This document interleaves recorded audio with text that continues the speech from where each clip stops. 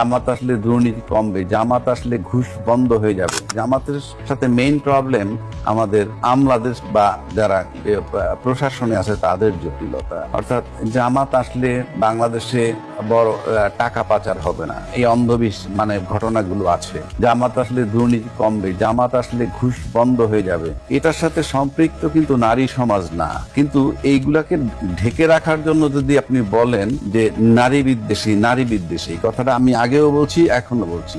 নারী বিদ্বেষী তো আমরা দেখি না, আসলে না দেখবো। এই যে কথাগুলো বলতেছি, বলবে আমরা জামাত করি। এই যে আপনি প্রশ্ন করছেন, আমি উত্তর দিচ্ছি। নারী বিদ্বেষী বলবে কিভাবে? আপনার ধর্ষণের সেঞ্চুরি যখন জাহাঙ্গীরনগর বিশ্ববিদ্যালয় হয়েছিল, তখন ক্ষমতায় ছিল কারা? আওয়ামী লীগ।